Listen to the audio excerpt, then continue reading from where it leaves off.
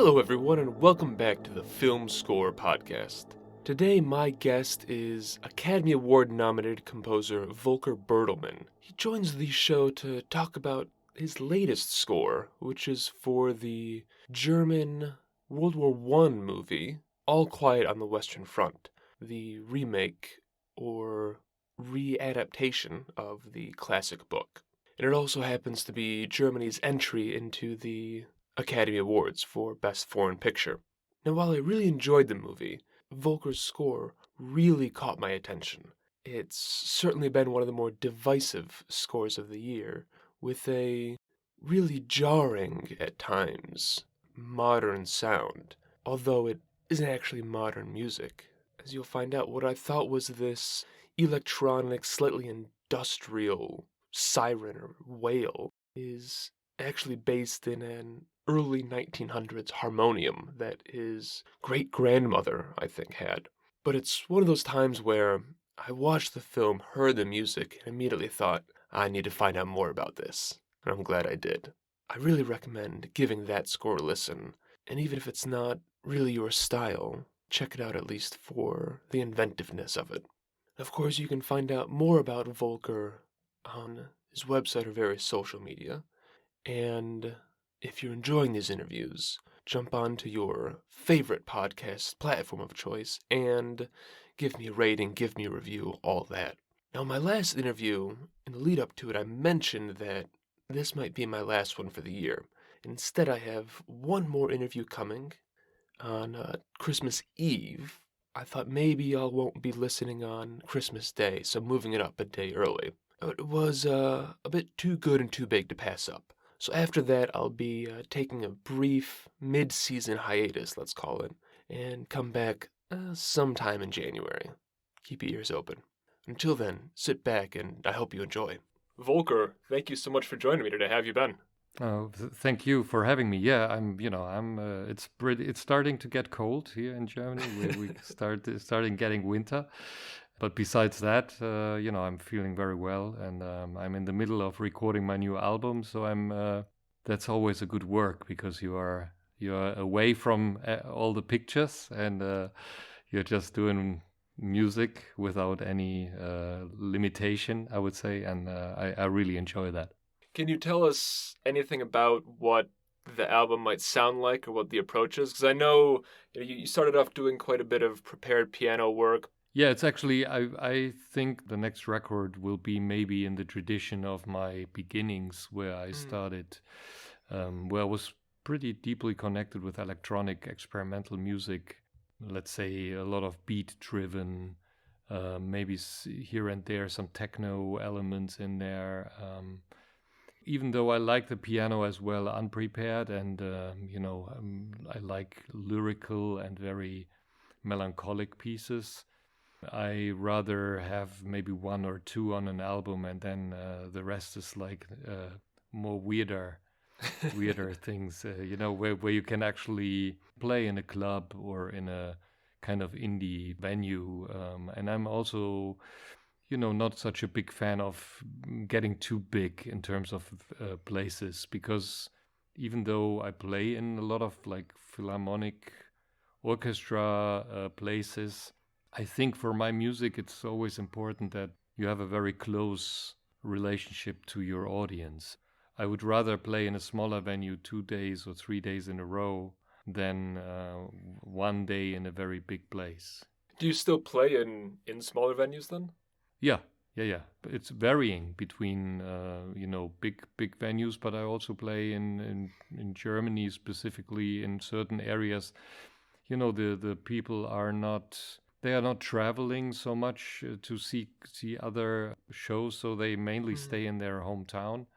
And the clubs there are much smaller, but I really love playing there. I remember it when I played in the US. I played in Boulder, Colorado, for example, which was also a very small venue, and it was so nice. The only thing is the oxygen was a little thin up there, and I was feeling already one glass of beer so heavily that I had to not drink anything before I went on stage. So, these little venues, they have their charm, and you also meet people on a different level. Now that's absolutely true. There's an intimacy that you get in those small venues, and I think an energy that comes from it that is just impossible to replicate anywhere else. I know the most memorable and powerful shows I've ever gone to are ones where there's a couple hundred people maybe packed into a pretty small room.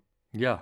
I mean, when I played, I think I played once at the Empty Bottle with Tortoise. Oh, really? And, yes. And I mean, that's an experience in itself.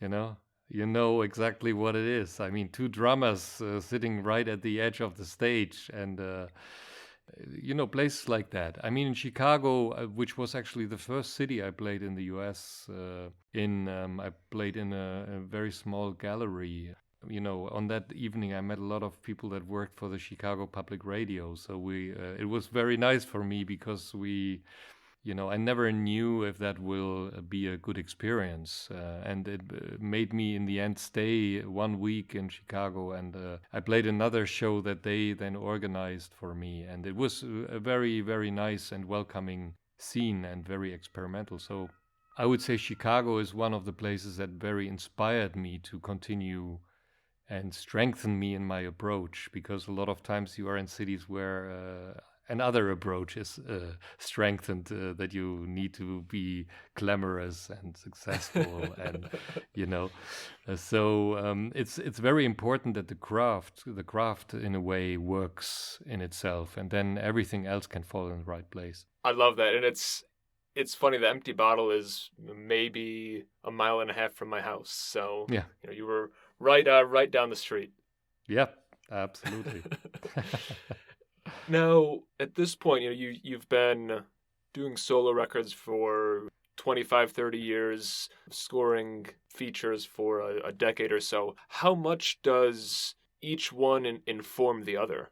Well, they are informing each other 100% in a way, because it's, every work that I'm doing with music is helping the other, because you learn a lot. You learn a lot how, if you work with other disciplines, let's say you write for a dance piece, or you have a live performance with an actor who is reading, you do a podcast. I'm just mentioning a couple of situations I'm in regularly, let's say in a year. All these situations need a certain sensibility, and you need to find your space, and you need to find out what is artistically right and strong, rather than just gluing it together with a kind of whatever, like just a pad of sound, something like that. You need to find a structure or edges. It's a little bit like creating a sculpture, and you start to find the right lines in the sculpture, and then you go back home, and then the next morning you go back and you're like, the nose is not working, or it looks too familiar, let's make it different. So in a way, to find the way of creating difference in your work, and also challenges, I think that is informing each other very much. And specifically when you are always in your own bubble, it in a way is not helpful, because it in a way keeps you always feeling like, yes, it's all working, it's great, and I can do this. But at the same time, when your next record comes, you suddenly realize, oh, I'm doing exactly the same thing again and again and again. And I mean, every musician will tell you that, let's say, the third album is the most difficult one. The second one is okay, because in a way you have a little bit of space, but the third one in a way establishes your language. And then if it's successful, depending when the success is happening, it's always difficult to go on a side road and leave your successful road and just find out something that is maybe as well successful, but it's not established. Now, did you ever run into that earlier on in your career where you weren't sure whether to keep staying on one road or one sound, or to keep branching off, doing different things, experimenting? Yeah, I mean, I was when I was in the middle of my 20s, I was the founder, or with my cousin, we started a hip hop band, and I was in a way writing the songs, and I was singing, and I was playing the keyboards. Well, I had some keyboards that were remotely working for me while I was in front of the stage and stage diving and stuff like that with my cousin.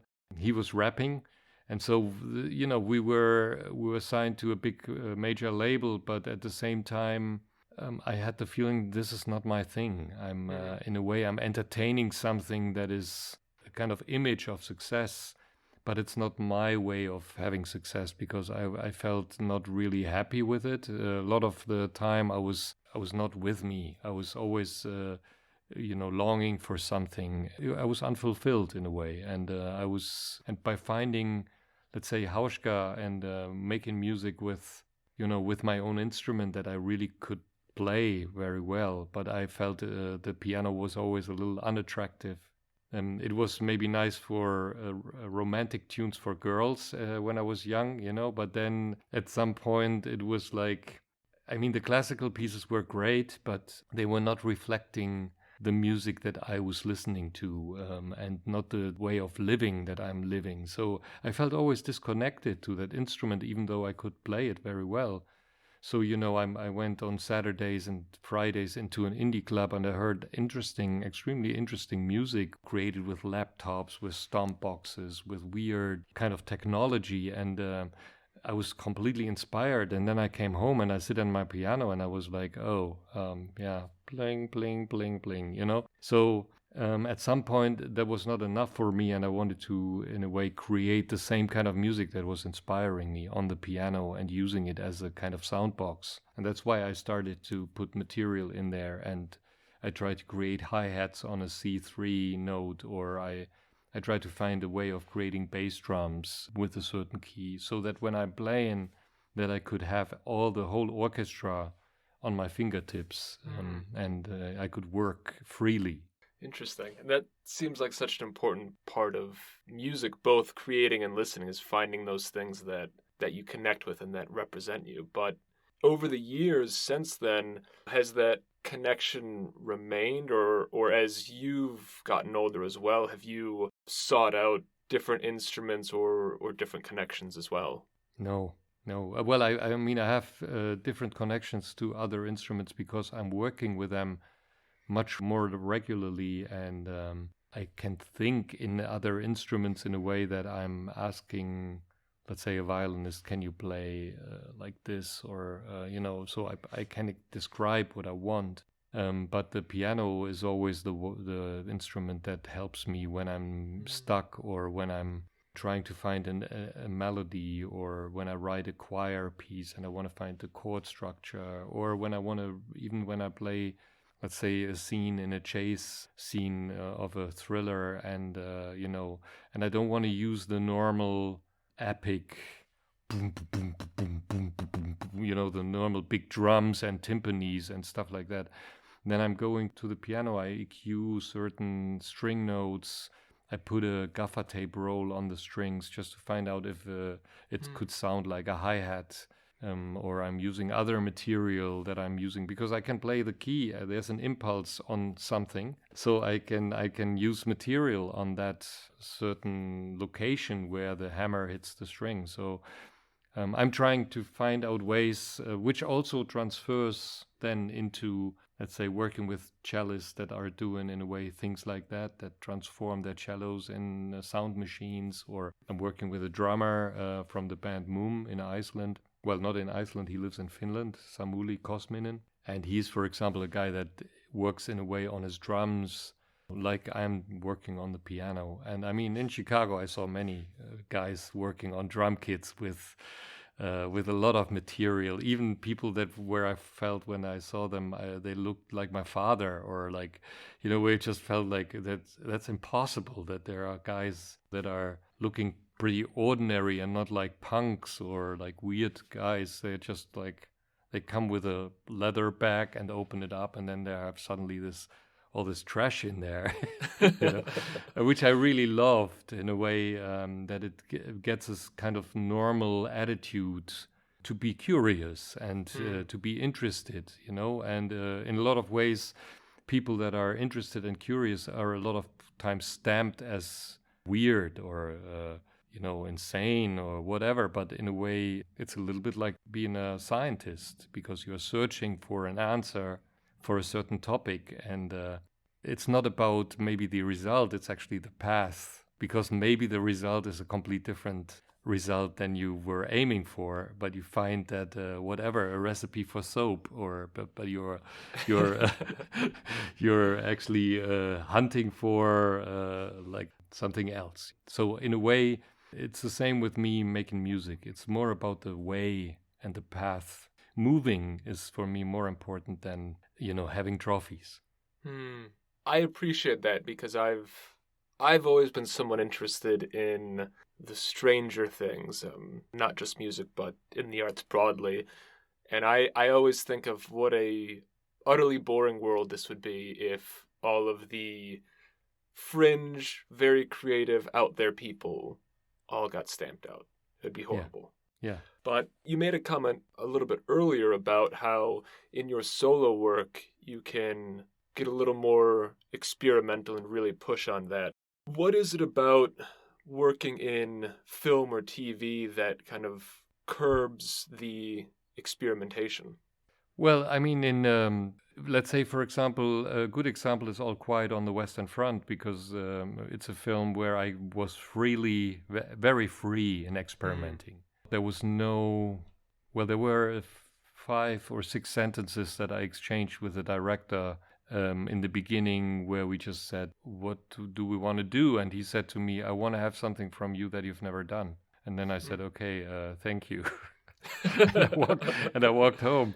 But while I was going home, I suddenly realized that it's very wise, because he was just challenging me, trying to encourage me to find something that is in a way like a record, which I'm, the same thing I'm doing on the record as well. I'm trying to challenge myself. I'm trying to find things. And it's not always the newest, like completely different. It's much more about what is the goal? Where do I feel excited about? What is a next step, for example? And so in this case, it was a very free process of working. But what is, of course, a limitation is the collaboration. I mean, there's definitely 1 or 2 or 3 opinions, and that is very good, because I'm not the stone of the wisdom. I'm not like the person that if I'm saying, yeah, this is it, eat it, then I'm I'm not expecting that others are. Maybe there are 10 different opinions, and they are all in a way okay. There are different approaches, and wherever you've put the emphasis on, it might be a good approach or a bad approach. So the other limitation is, some of the films that I've done so far, they have a lot of dialogue. And in a lot of films, people want music over the dialogue, where I'm feeling, not always comfortable with. But it's sometimes needed to go into let's say you make a transition from one scene into the other, but you can't start just in the little 5 seconds where nobody's talking. You have to start earlier. So you already are in the dialogue, starting something. And you have to find a frequency, an instrument. You have to find the pace for the music that is not disturbing the language, which already gives you a limitation in terms of the instrumentation. So you have to find things that are working with dialogue. And that's definitely not let's say, an oboe that is exactly playing in the same frequency as a language and very loud. Then you are, nobody can listen. These practical things are very interesting. I like them a lot. It's not like that I'm hating it. It's more like, can you make that work? Can you make it work, for example, to find a theme that is going all over in all different scenes? For example, in All Quiet again, I used like one tonal theme of 3 notes, but I was curious if that could work in all sorts of situations. So not only in the dark part, if I'm using it in a lighter part, if I can maybe write even a lyrical theme out of these 3 notes and make it work so that it's not getting boring.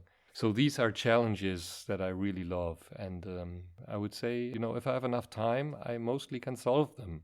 And that's, especially talking about that 3-note theme in All Quiet, is something that really struck me given your initial comment, because it's such an utterly surprising theme given the film. Mm-hmm. It's this really monolithic electronic kind of like a warning or siren sound. And hearing it in a film set in World War One in 1917 or so, I think for the typical viewer or listener is expecting something that's going to be more classical or orchestral, or something that's going to fit in the sound that we associate with that time. Mm-hmm. And so then hearing those, the first time those three notes come, you're like very pushed back because it's so unexpected.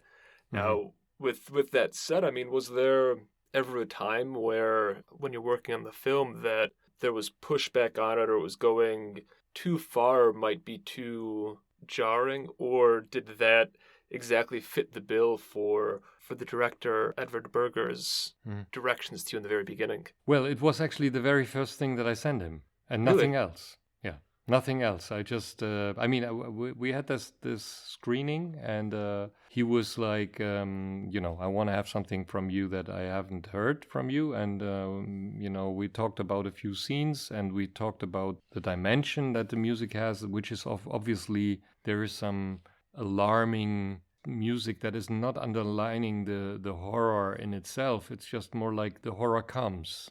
The horror comes in a way. And at the same time, there is this kind of home that these boys are losing.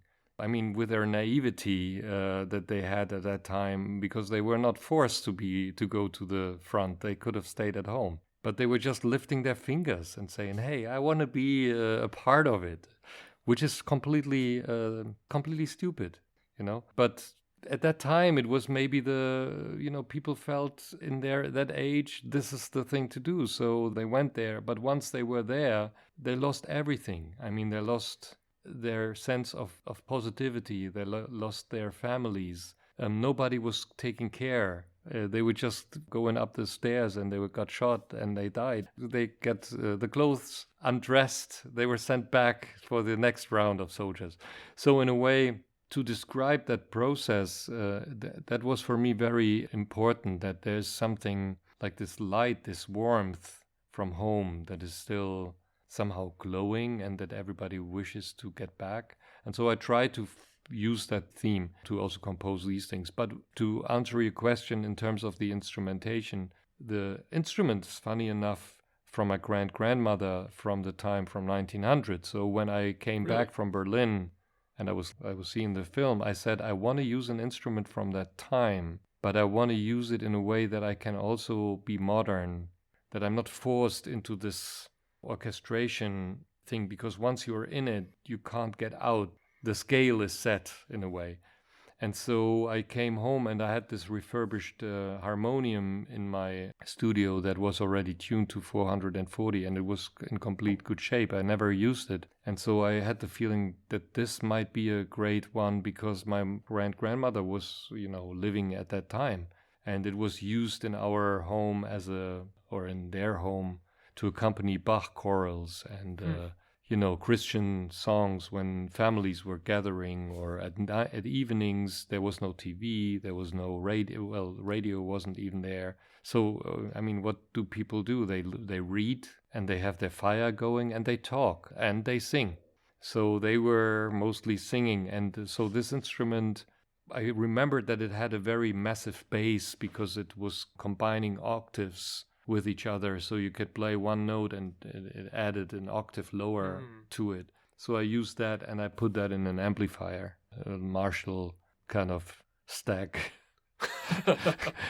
And I played it and then I recorded it and I sent it over to Edward because, and that's maybe why you are asking, I was thinking when I have done it, I said to myself, I feel very comfortable with it, but I need first Edward's go. Because if I'm getting comfortable and he doesn't like it, I'm in trouble because I don't know what I could do else. I was really in a kind of situation where I felt this is actually what I want to do, which I not always have. I have sometimes I'm sending something out and I'm like, yeah, it's okay. But then somebody else says, but have you tried this? No, but I will try it. But in this case, it was very clear that I want to do it that way. So I sent it to him. And the first day I haven't heard back and I was like, oh man, this is not working. And the next morning he called me, and he was sitting, I think, with his family in the living room. And he said, "We're sitting here and we're listening to your theme. It sounds like Led Zeppelin." And I was like, "Okay, what does that mean?" And he said, "It's fantastic. It's fantastic. We really love it. It's exactly the right thing." And I said, "Okay, good. Well, then let's put it in there." It's so interesting because from me and from other people that I've seen talk about it, it's not at all what they expect, and Mhm. nor is the instrumentation. I think people are going to be very surprised to hear that that's actually how it was created.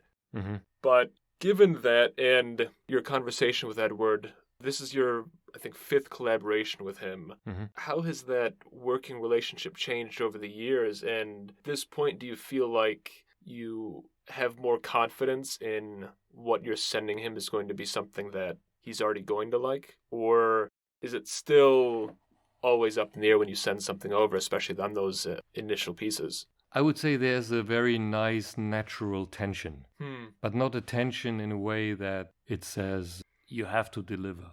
The tension is more like, what do you think? Should we do it? What do you think about that? Or how do you feel about a choir only sung by whatever? Just I throw in ideas at you, which of course, when you get used to scoring films, you see when somebody proposes something, you already sense the work in the proposal. So when somebody says, why don't we have a choir from a very seldom group of people that are living in the north of Greenland that are only singing this kind of music, then you're like, okay, I know what that means. I have to go there, or I have to find people. But at the same time, it's a challenge of maybe finding something that you've never heard before, or that where you find something that is very unique and you can work with people that are doing different music. So I think inspiration is not easy. Whenever things are easy to you, you always have to be skeptical, because then things are very comfortable. And I would say you're doing things on your left leg rather than on both. And with Edward, we share a lot of interest in modern art and in paintings and going to museums and, things that are beyond, I would say, music. We really like abstract art and the not obvious, maybe, that is not always, let's say, the first thing to go. And I think he might be as well skeptical when he thinks like, yeah, I mean, this is what we have to do. And then you're like, oh, wait a second.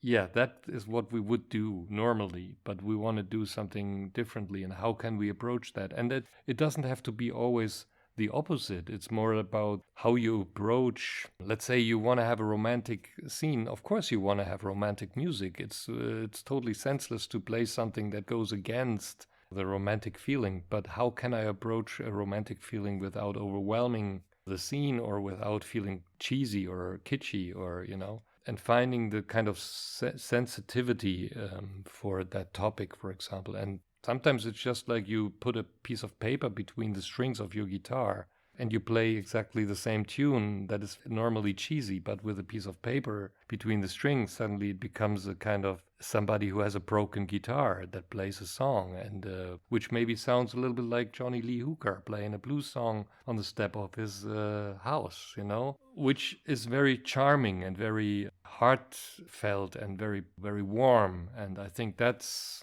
what I can discuss with Edward very much. Interesting. How often then does that sort of physical instrumental exploration take place when you're trying to find the right sounds for a film or for a scene? It's always happening.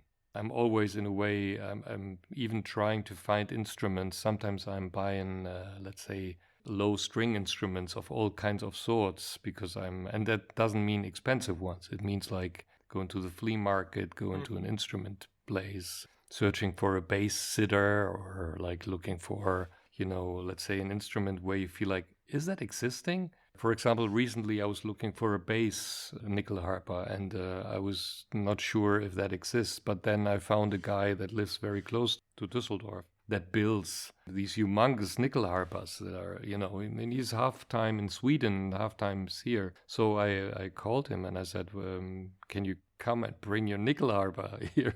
Because I want to try, I want to find out, I want to learn more about it. So he came here. Holger is his name, and he's a wonderful person. He's from a complete different musical background than me. I mean, maybe if I would see him in a concert, I would think, maybe he plays sometimes on medieval markets, where you have a complete different setting where when you see him, you feel like, oh, I don't know if I can have him in a chase scene of a thriller, But then when he was here and he plays fantastically and he's extremely interested in experimenting, and so we had a wonderful time. The exploration of either of somebody who plays an instrument well and who's willing to explore with you, or you buy an instrument and you use your own fingers, and sometimes you don't need to play it very well. It's just you just press one finger on one string and then you bang a mallet on the string and you record it very closely, and that's it. I even did one film where I just did all the drums on my table.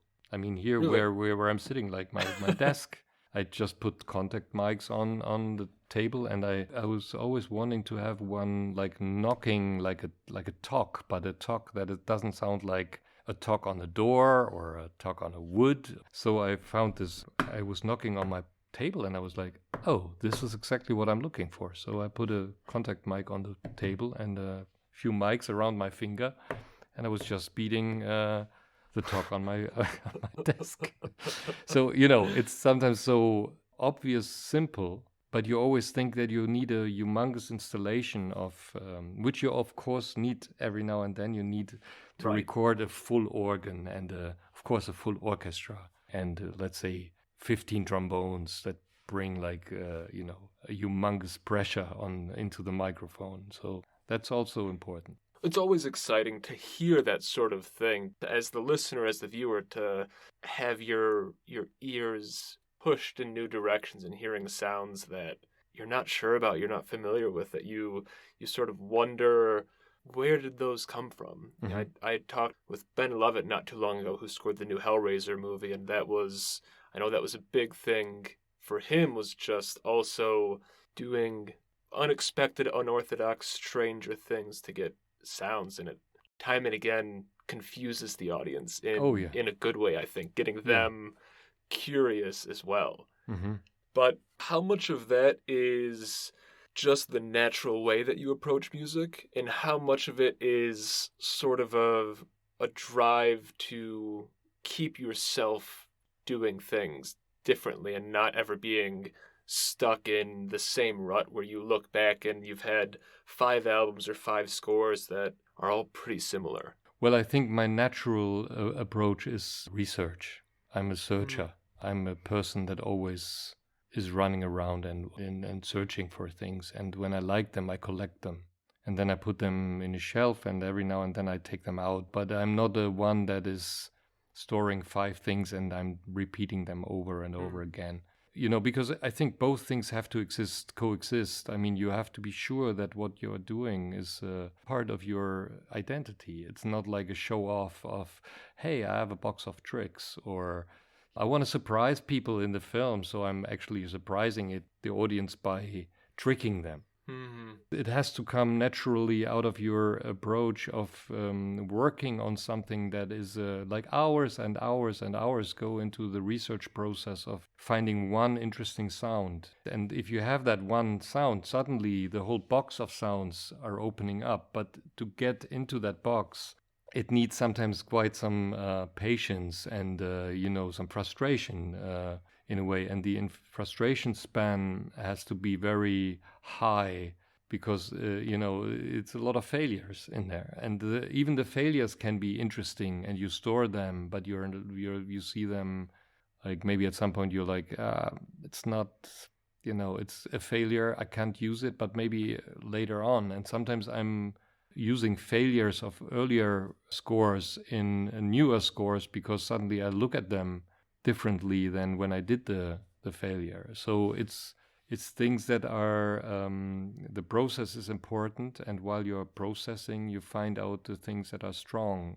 The only thing is you need to have confidence in presenting them, because if you are holding back on the very strong things that you feel are strong, but then you have on the other side a party that is constantly telling you, what are you doing? I mean, we want to have a a score like Born Identity, or we want to have a John Williams score, and you're experimenting with a drum sound on your desk. I mean, that's that is exactly the fear that you have when you present things like that, because of course they are maybe challenging, or they are like, it needs some trust that you are not at the end in the mixing room and you're missing, let's say, the pressure of 100 musicians chasing the person, the main actor, through a scene with their music, and you're just working with a little tiny ball pen on your desk, and you're doing like tick, tick, tick, tick, tick, which sometimes works fantastically when it's really empty and you hear all the soundscape and you hear just one instrument singly chasing. It depends also on the dynamic level that you want to have all over the film. So if you start already with a very high level right from the beginning, I mean, what can you do at the end? You can actually throw everything in, everything you have, to make it bigger and bigger and bigger. It's actually, dynamic is a very interesting musical element, because when you are not starting with a reduced approach, you always end up into full sound with soundscape and everything. So I think reducing things is very important. Now, it sounds like, obviously every musician, every composer's approach to making music is different, but it sounds like the process alone of the experimentation, the exploration of finding these sounds is not just useful for you in the final creation, but also in developing you as a musician or as a composer, and expanding the sounds that that you can work with. Mm-hmm. Is that something that you recommend to other composers, especially those younger ones who are still developing their own sound and their world of sound?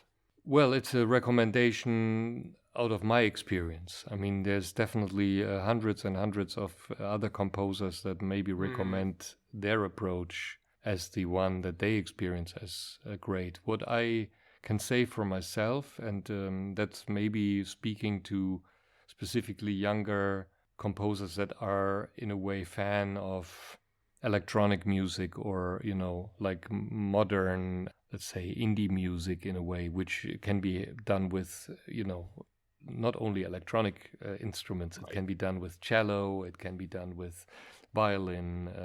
I am very happy that this effect of electronic experimentation actually goes, and was always in jazz. It was already in a lot of instruments happening, but I would say in the pop world or in the indie world, it was not always.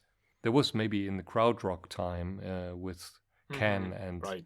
In the area where I'm living here in Düsseldorf, that was Düsseldorf and Cologne were in the 70s a very strong part of krautrock. So in a way there was a lot of experimentation with sound, but then suddenly we came into the 80s and 90s, and suddenly pop was very arranged and focused on melody. And I would say the experimentation approach, I think the last record that I bought at that time was a Slave to the Rhythm from Grace Jones.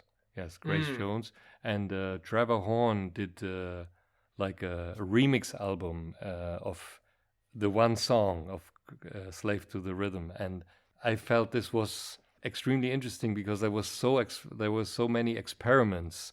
I later heard a little bit about the process from people that were working on it, and I of course there was quite a nasty process of creating a lot of takes, and a lot of people came in and played, and but in the end it was for me like an approach that stuck with me, because I had the feeling it's very nice that there's an openness to the format. So I would say if somebody's attached to that, I think it's a good way of having the option of not always using melody. Mm-hmm. So if you are experimenting with sound, you can always actually lose the melody, but there's still music, because I personally think that sound is music, and for some people sound is not music. They think that it has to be a composed arrangement. But I think both worlds, like John Cage in a way, I would say you can sit on a street crossing and you can hear music without hearing a single note, but you hear rhythms and you hear people talking. That is a rhythm. in itself. You hear a drum that is, or a tram that is passing by over the train rails, and it does like,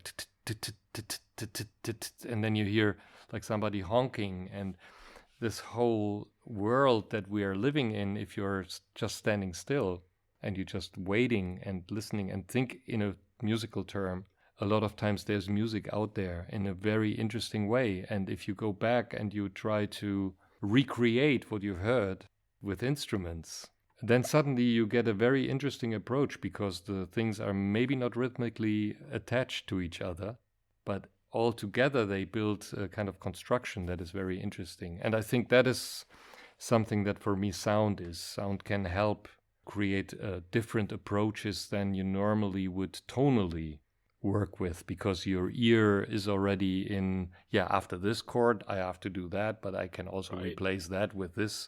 So it's a little bit like a formula that sound can break open, and suddenly you only start with 2 chords, and then you never play the third one, because there's still a texture underneath that that continues. So in a way that can help you to get out of cliches, for example. I find that very interesting. So I'm with you that both sound and textures and melody are all music, but it's interesting hearing about what it can accomplish from the composing perspective and push music in different ways, avoid those cliches. I mean, I'm sure you have, and most people have heard so many times where you're partway through hearing a melody and you start, maybe consciously or subconsciously predicting how it's going to resolve itself or the next notes are going to be, because that's what makes sense. And then sure enough, that's what happens. And there's nothing inherently wrong with that, but sometimes you're right. It can also just fall into a cliche or predictability that maybe is fitting or maybe is something that you want to avoid. But while there are people that push back on the infiltration of sound and texture into film music, I think there's also a lot more films and studios and directors that are increasingly open to that approach, especially in some more mainstream films. So it's been very nice hearing both melodically thematic films or scores coming out, but also those pieces that are soundscapes or have droning textures or something much more experimental and unexpected too. Has that been something that you've noticed both, as an outside observer and a composer working in film, that, like we talked about with All Quiet, there was a huge amount of discretion for you to make the sounds and pick the palette? Is that something that you've noticed change over the years? Yeah, there's definitely a wider sense of being willing to have, let's say, stripped back sounds or stripped back scores in a way, not so overwhelmingly loud and big. At the same time, I feel also the sense for guys like me that are coming more from a band background, that are willingly deciding for just having a cello score, or just using a real instrument and writing for it, and like Bryce Dessner or Johnny Greenwood, like guys like that who are in a way trying to compose in a different way. And you can sense that the way how they compose is very interesting, and it makes the work in total of film scores much wider. Or like Hildur Gudnadóttir, I played with her a lot of times. We have a record together, and I opened for Moom for her band when she was playing there a lot of times, and you can sense when you hear her scores now that there's a lot of, from her solo work and how she approaches her instrument, is in the score, and that gives in a way the film world as well the feeling, okay, you can be a protagonist as well. It's not, you don't have to serve constantly the film if you are strong, let's say, in your output. And I would say the same is for a composer like John Williams. I think from the first note you feel like he's doing exactly what he wants to do. He's a person in there, and there is no can you actually take all the strings out and just play it on a synthesizer or something like that, you know? So in a way, it's more about the personality and what you are getting asked for. And me personally, I love being challenged by doing things that I haven't done before. So in a way, if I'm always doing prepared piano in a score, I would die, you know, because then I would sit at the piano and I would throw things like somehow in the piano and say, yeah, it's prepared. It's enough, you know. But because I'm working on one score with a harmonium, on the next score I'm working with weird synthesizers, on the next score I'm trying to find working with a quartet, or I'm writing pieces only for string instruments. And then the next one is maybe a little bit like a blockbuster with full-on orchestra, but to have actually the fun with writing and being excited and how you want to approach it. And that's already for me a gift. And all the rest, if I'm failing, okay, there will be another one. And I will try again.